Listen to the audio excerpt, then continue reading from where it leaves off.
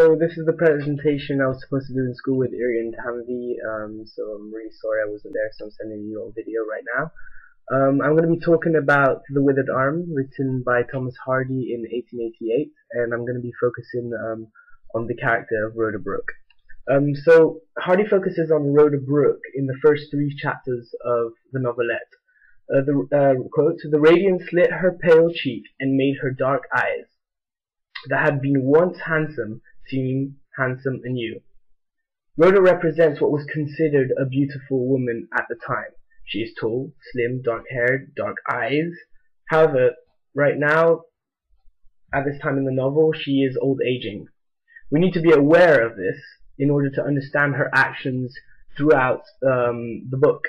Because, for example, when she sends her son to find out more about her, Farmer Lodge's new wife, asking him to look out for the color of her eyes, if she's tall or short, what she wears, if she's a fair woman, if she's rich, if she's poor, look at her hands, she says. We observe a striking satisfaction when she discovers that Gertrude has light hair, blue eyes, and is shorter than her. Apart from this, Rhoda seems to be quite an antisocial person. In fact, she's introduced to us as being, quote, "a thin, faded woman of 30 who milked somewhat apart from the rest."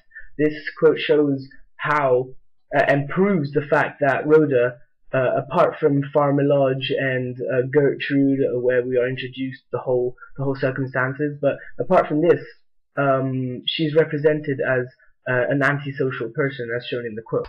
In fact, the only situations in which she's outside her house, apart from the fact that when her son dies at the end and she has to go to his burial, basically when he gets hung, sorry. She's never out the house. The only time we do see her out the house is when she goes to pay a visit to Conjurer Trendle, and when she is milking the cows, of course, which is her job. Instead, she sends her son to do things for her, like I just said before, when she sends her son to find out information about Farmer Lodge's new wife. As she sends her son to do things she needs and to find out things she wants to know about. Quote, then do you go to Holtstone Church tomorrow morning? She's sure to be there."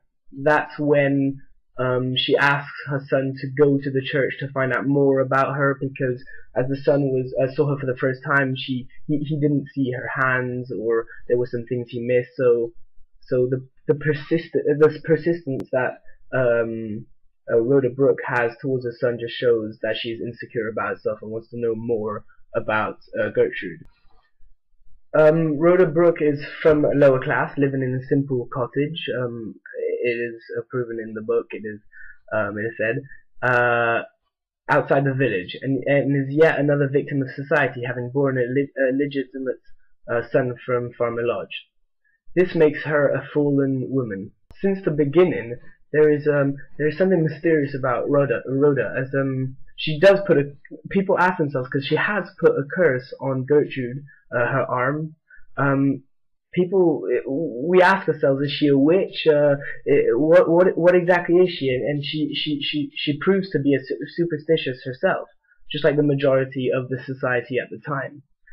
Thomas Hardy makes us want to find out more about Rhoda, and some of these wishes remained unfulfilled throughout the book. Although she has technically cursed Gertrude's arm physically, we find out that Rhoda is not actually a bad person. Inside, she is a loving person, a loving mother, who just wants to find out more about her Farmer Lodge's new girlfriend, new wife. She, quote, "felt like a guilty thing after getting to know more about the new wife," which in fact is Gertrude. She explains that she's very she feels guilty inside when she realizes that Gertrude is actually a nice person, a loving person. When she brings new shoes to the boy, her son, she finds out that actually Gertrude is a nice person, so she feels guilty inside having put a curse on her. She explains in the book, quote, "should have her blessing and not her curse." this just proves how guilty she feels inside, having put a curse on her when in fact she is a nice person. I've already spoken about how Rhoda can be antisocial and is seen as an antisocial person. This can also be proved when, as we find out that Rhoda actually never speaks to Farmer Lodge throughout the whole novelette. The only time we do see her with him is at the end at her son's funeral, when he's hung for something he did not do. It may be possible that Rhoda feels still something for Farmer Lodge. We're not really sure about that, but the persistence of her questions towards her son can give us a doubt to think that she still has something for Farmer Lodge. But her pride prohibits her from doing anything about it.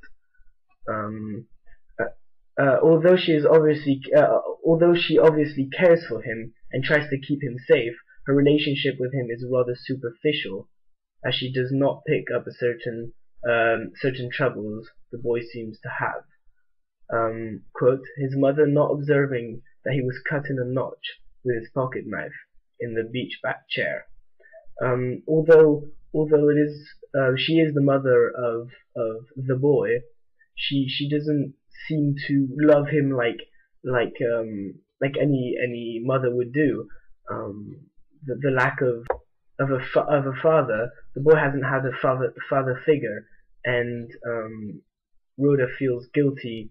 Well, not guilty, but Rhoda hasn't actually taken responsibility as a mother to take care of her child. I believe it is of crucial importance to talk about Gertrude's dream, or I can put it as a nightmare, when she disfigures Gertrude's arm. Her inner fears and the pressure she takes during the day are magnified to extreme level at night. Her subconscious controls her, making her face these fears and society's pressure, and making her doing something she later will regret, as she realizes that she doesn't actually want to inflict any physical pain, physical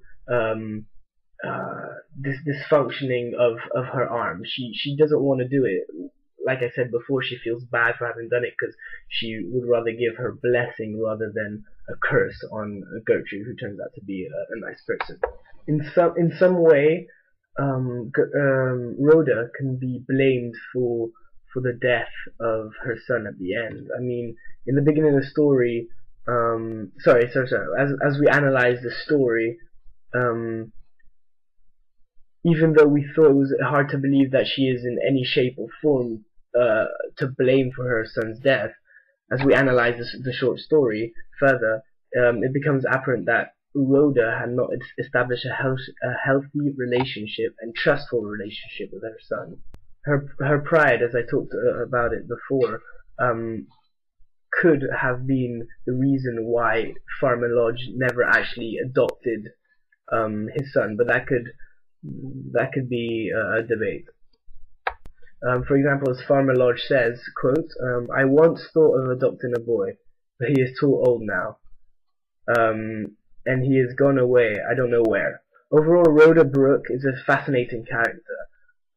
She changes throughout the novel, and she seems to have a love for her son, even though she doesn't give the full love she has to gain a trustful and healthy relationship with him.